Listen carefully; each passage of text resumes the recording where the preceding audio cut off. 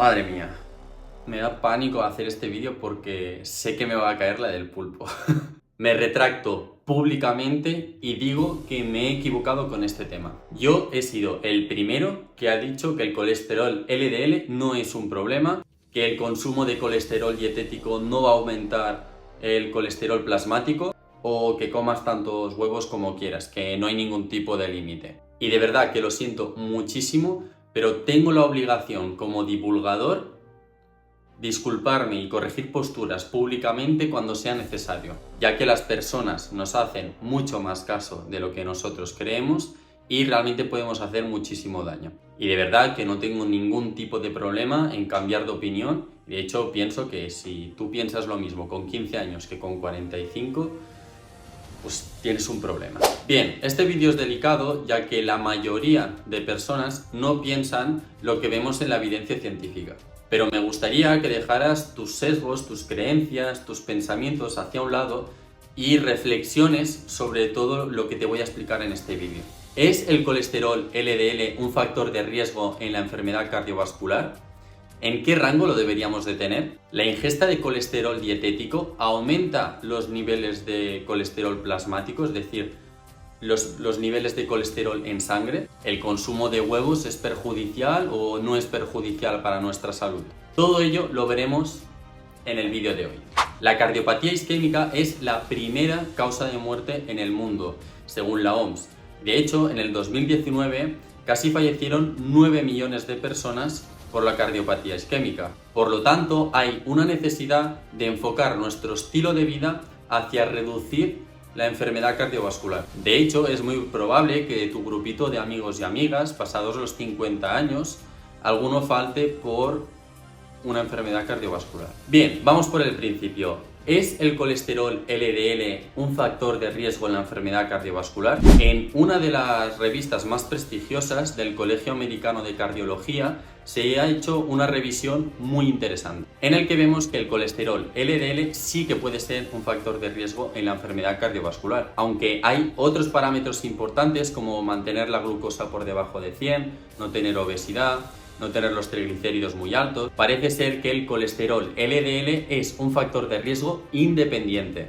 El colesterol es esencial y es muy importante para varias funciones de nuestro organismo, como por ejemplo para la formación de algunas hormonas o influye en el metabolismo de la vitamina D, que es el argumento principal de muchos nutricionistas para poder decir, vale, como el colesterol es muy importante para algunas funciones de nuestro organismo, pues vamos a reventarnos a colesterol dietético, es decir, el colesterol que ingerimos a través de la comida. Esto sería lo mismo que decir, como la testosterona es muy importante para nuestro organismo y cumple funciones impresionantes, pues voy a inyectármela de forma externa. La exposición acumulativa al colesterol LDL y otras lipoproteínas conllevan a generar una placa aterosclerótica, aunque se requiere de bastante tiempo para que esta placa aterosclerótica llegue a obstruir el flujo sanguíneo, creando así un trombo, un infarto, otras patologías, y es por eso que no vemos enfermedades cardiovasculares normalmente, aunque sí que se ven, pero normalmente no vemos enfermedades cardiovasculares en personas jóvenes. De hecho, solo que con 40 años tengamos un LDL de 125 y lo mantengamos en el tiempo, tenemos un riesgo de enfermedad cardiovascular de un 16% cuando tengamos 80 años. Y aunque cuesta mucho generar una placa ateroma, deshacerse de ella también es muy complicado. Aunque después de generar estas placas se reduzca el colesterol LDL, sigue habiendo un riesgo de enfermedad cardiovascular, ya que estas placas pueden alterarse o deshacerse y generar un síndrome coronario. Las personas con un LDL más bajo tienen menos partículas y por ende tardan muchísimo más tiempo a generar una placa aterosclerótica. Los miembros de CIMAIN, una población boliviana súper longeva, que tienen una media de un LDL por debajo de 90, prácticamente no existe la enfermedad cardiovascular en esa población. Se cree que la mitad del colesterol LDL es heredado y la otra mitad proviene de un estilo de vida y el tipo de alimentación que se obtiene. Vale, ¿y qué niveles de colesterol o colesterol LDL deberíamos de tener para reducir el riesgo de enfermedad cardiovascular?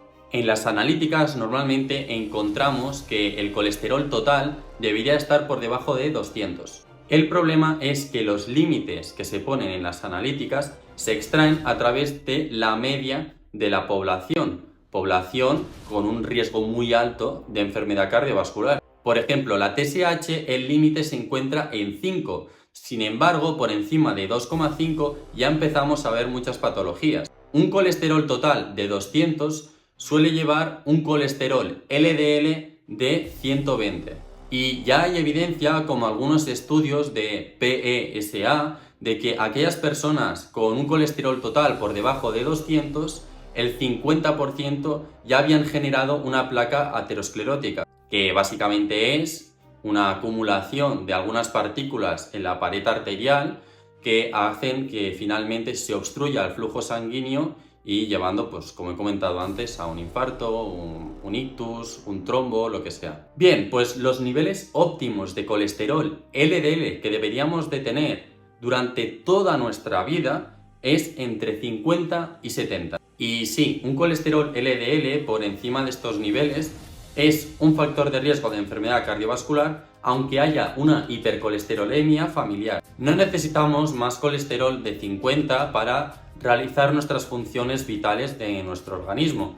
Además, el colesterol, estos niveles de colesterol ya son segregados por el hígado, así que no lo necesitamos incluir a través de nuestra alimentación. Un metaanálisis de 68 estudios prospectivos y más de 300.000 participantes, se ve que a un mayor colesterol LDL, mayor riesgo de enfermedad cardiovascular, independientemente de otros factores, como el HDL, la diabetes, la presión arterial, el peso corporal, índice de grasa corporal, el sexo, incluso manteniendo niveles de triglicéridos bajos. Que este es otro argumento de muchos divulgadores que dicen que lo único que importa son los triglicéridos, aunque el LDL se mantenga alto. Pues esto, como hemos visto en el estudio anterior, no es cierto. De hecho, como en este estudio, vemos que aquellas personas con unos triglicéridos por debajo de 100 y un colesterol LDL elevado, el 50% ya tenían aterosclerosis subclínica establecida.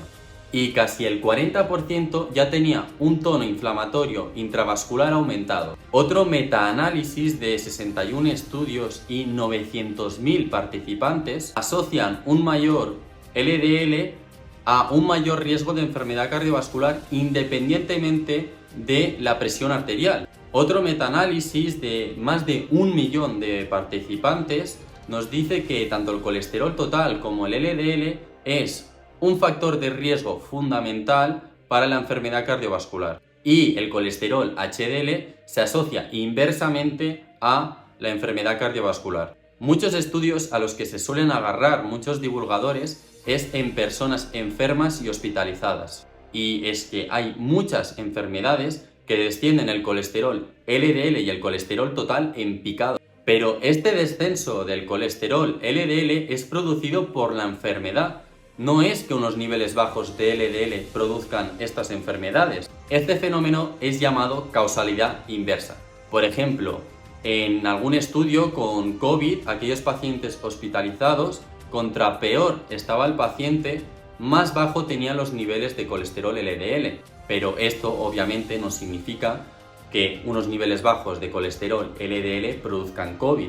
Esto también se da en otras patologías como en el cáncer o con la sepsis, pero esto ya hemos visto que es por la causalidad inversa.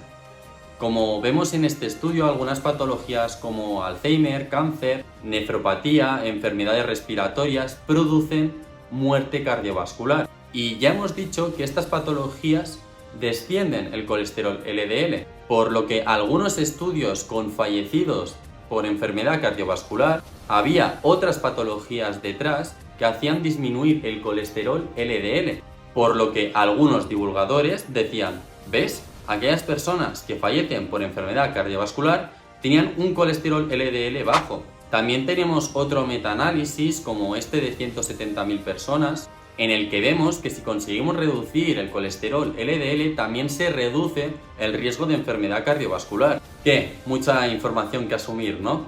Pues espera, que tengo muchísimo más.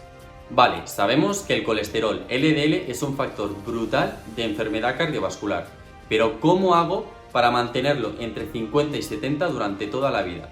Pues bien, tenemos varias recomendaciones, como no fumar, hacer deporte, no bebas mucho alcohol, mantén niveles bajos de estrés. Todos estos factores son muy importantes, pero el factor que más va a impactar en tu colesterol LDL es no consumir colesterol dietético. Lo que has oído, la ingesta de colesterol dietético va a aumentar los niveles de colesterol plasmáticos. Antes de atacarme, deja que me explique. Seguramente habrás escuchado que el colesterol se regula en nuestro organismo, que si nosotros ingerimos colesterol a través de la alimentación, nuestro cuerpo producirá menos colesterol para que así sus niveles se regulen. Pues esto es falso, o al menos no del todo cierto. Estudios a los que se agarran muchos otros divulgadores son estudios donde no se tienen en cuenta muchos parámetros. Son estudios observacionales, estudios de pacientes que están enfermos, donde toman farmacología o donde ya los pacientes tienen unos niveles de por sí de colesterol muy elevados. Sin embargo, cuando hacemos estudios muy rigurosos, vemos resultados totalmente diferentes. En este metaanálisis de 27 estudios de cámaras metabólicas, que es probablemente de los estudios más rigurosos que tenemos, ya que en los estudios de cámaras metabólicas se tienen en cuenta cientos de parámetros, donde también se encierran a los sujetos en una habitación y se tienen en cuenta factores como la temperatura, la humedad, luz solar, deporte, estrés, farmacología, masa muscular, peso corporal, etc, etc, etc, etc. Incluso ni los sujetos se tienen que preparar la comida. Pues en este estudio que he comentado se ve un aumento del colesterol plasmático cuando se ingiere colesterol dietético. La cosa es que esto va a depender de la cantidad de colesterol dietético que estabas ingiriendo antes. Es decir, que si en tu dieta no comes nada de colesterol, cuando comas un poco de colesterol va a tener un impacto muy fuerte en el colesterol plasmático. Sin embargo, en aquellas personas que ya comen mucho colesterol en su alimentación, consumir más colesterol no va a elevar más los niveles de colesterol plasmáticos. De hecho, el límite lo vemos en 500 miligramos de colesterol. Es decir, que si tú estás comiendo 500 miligramos de colesterol dietéticos y pasas a 800 miligramos de colesterol dietético, no va a haber cambios significativos en el colesterol plasmático, cosa que a los 500 miligramos se llega de forma muy fácil con tan solo un par de huevos diarios. Así que el impacto que tiene el colesterol dietético en el colesterol plasmático debería de haberse hecho en pacientes veganos, no en pacientes omnívoros, que ya comen mucho colesterol a través de otros productos como carnes, pescados, lácteos, huevos, o eso, o hacer un pretratamiento antes de la intervención. ¿Y tenemos estudios así? Pues sí, aparte del estudio que te he mencionado anteriormente, tenemos este estudio que cuando se hizo un pretratamiento, los niveles de colesterol bajaron drásticamente en 3 semanas. Y después de administrar diferentes cantidades de yemas de huevo, el colesterol plasmático aumentó significativamente, teniendo en cuenta muchísimos otros parámetros como peso corporal, ingesta de calorías, repartición de macronutrientes, la ingesta de colesterol de otros alimentos. De hecho, no se vieron diferencias significativas entre los que comían 2 huevos y los que comían 7. En este otro estudio, en lactovegetarianos que no tenían un consumo mayor de 100 miligramos diarios de colesterol, al aumentar el consumo a 400 miligramos de colesterol, aumentaron significativamente los niveles de colesterol LDL y ApoB, mientras que el colesterol HDL y la ApoA se mantenieron. Vale, Jorge, sabemos que el colesterol dietético aumenta el colesterol en sangre, pero ¿cuál es el límite? ¿Cuánto colesterol puedo comer yo para mantener unos niveles entre 50 y 70 de colesterol LDL durante el resto de mi vida? La respuesta es la mínima cantidad posible, siendo la cantidad ideal 0. ¿Y qué alimentos tienen colesterol? Pues básicamente aquellos de origen animal, como carnes, pescados, lácteos, huevos. Jorge, ¿me estás diciendo que para mantener unos niveles de colesterol LDL óptimos debería de hacer una dieta vegana? Pues la respuesta es sí. Si aún crees que la carne y el pescado son necesarias porque nuestros ancestros comían carne y pescado, te recomiendo que te mires mi vídeo anterior. El OIM, que es el Instituto de Medicina, que es de los más prestigiosos, haciendo unos trabajos impecables. En el 2015-2020, Guettari, Guidelines for Americans, perdón por la pronunciación, es que el inglés se me da fatal, nos dice que deberíamos de reducir las grasas saturadas lo máximo posible, al igual que el colesterol dietético. Jorge, ¿entonces me estás diciendo que los huevos son malos? Hasta los años 90 y pico, los estudios publicados no eran muy beneficiosos para la industria del huevo. Así que la American Egg Board empezó a publicar muchísimos estudios con diseños y métodos muy malos para poder vender más huevos. Al haber una cantidad muy grande de estudios muy mal diseñados a favor del huevo, todas las revisiones sistemáticas, que es un estudio de estudios, tenían resultados beneficiosos para el huevo, básicamente por estadística. De hecho, en el 2019 se hizo un estudio en el que vemos que el 60% de los estudios publicados hasta entonces estaban financiados por la industria del huevo. Bien, si queremos saber si el huevo es bueno o es malo, nos tenemos que hacer las siguientes preguntas. ¿En qué contexto? ¿Con qué objetivo? ¿Y comparado con qué? Algunos estudios de la industria del huevo hacen comparaciones ridículas con otros alimentos, para que así el huevo salga bien parado.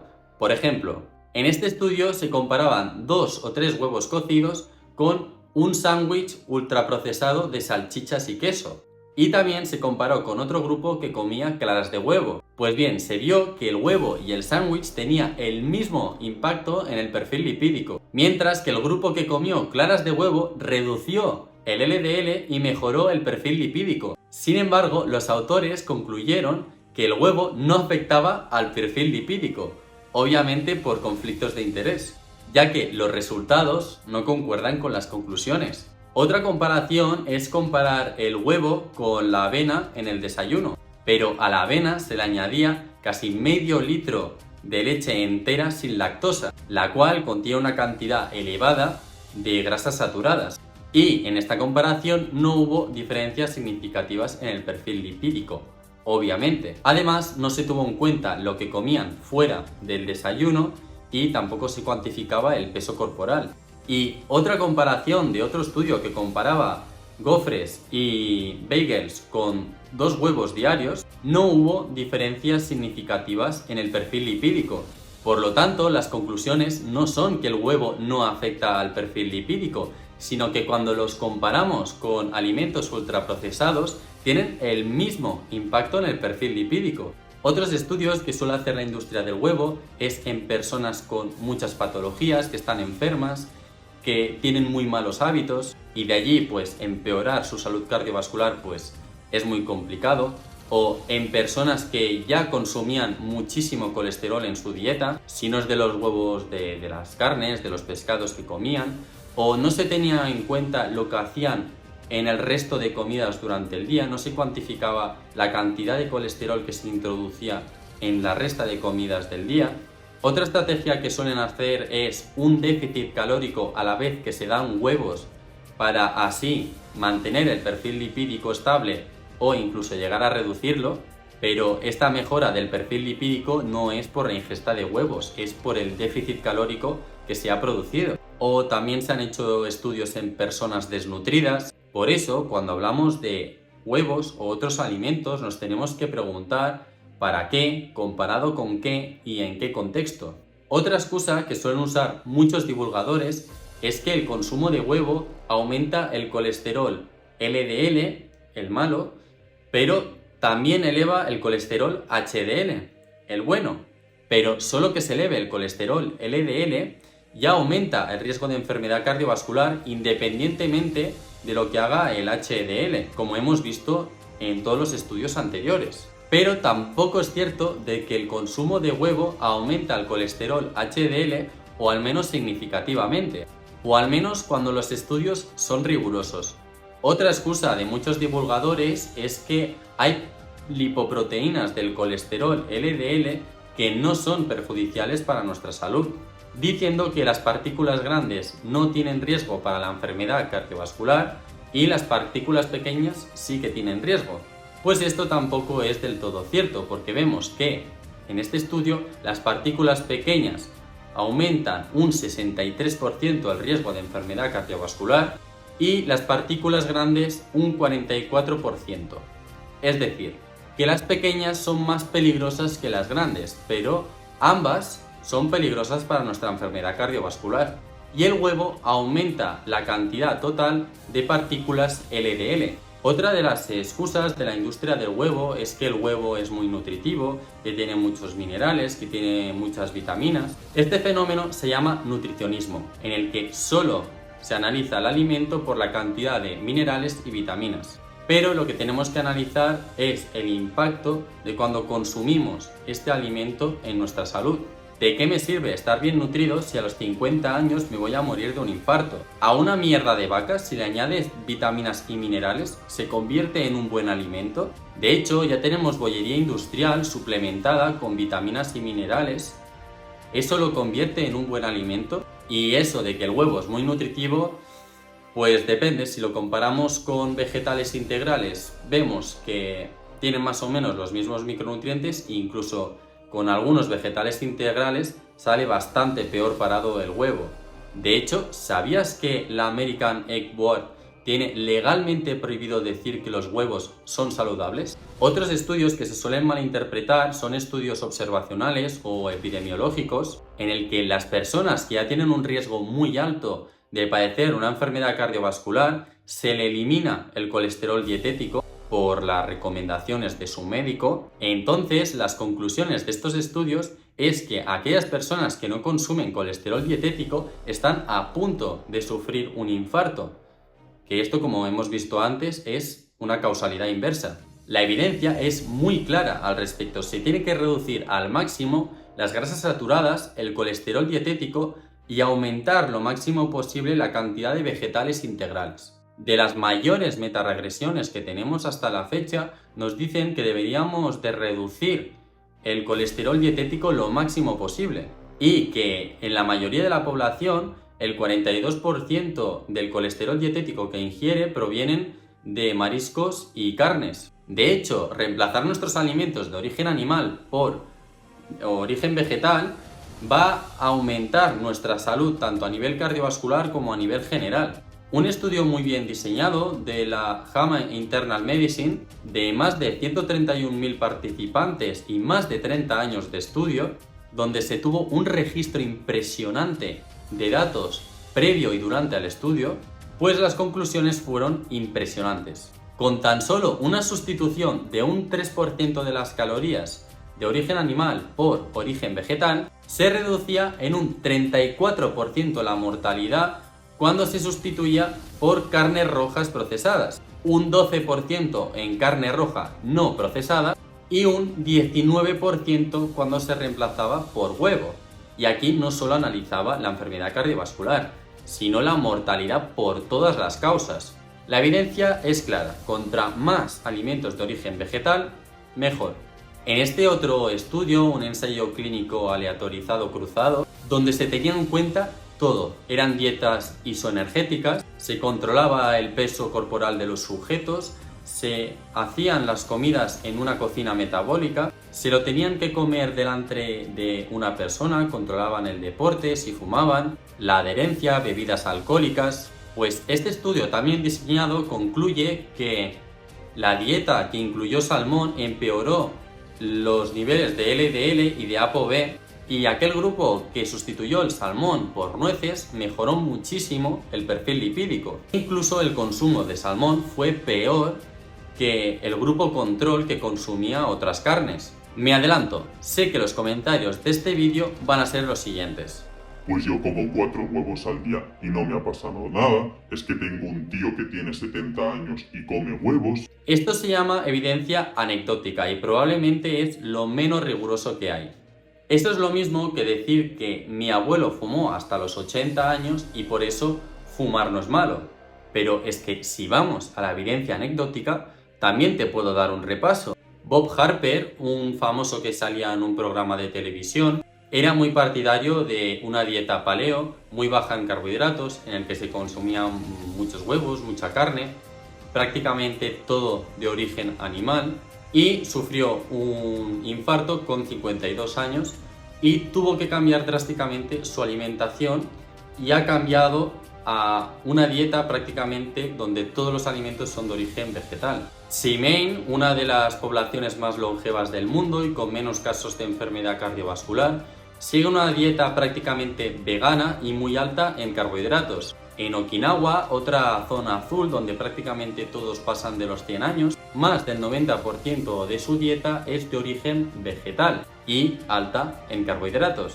Ikawa, otra zona azul, prácticamente siguen una dieta vegetariana. Zona Linda, otra zona azul que son vegetarianos. Y Nicoya, que sigue una dieta prácticamente vegana y comen productos de origen animal de forma muy puntual. Bien, creo que he aportado bastante evidencia y lo que hagáis con estos datos es decisión vuestra. Repito que me disculpo públicamente y que yo anteriormente me había equivocado con este tema y pido disculpas a aquellas personas a las que les he recomendado productos de origen animal sin ningún tipo de límites. Y que los divulgadores que crean que se han equivocado con este tema también creo que se deberían de disculpar y corregir sus posturas públicamente. Y bueno, sé que me va a caer la del pulpo, sé que va a haber mucha polémica con esto, pero espero que te haya gustado el vídeo, espero que te sirva y nos vemos en futuros vídeos.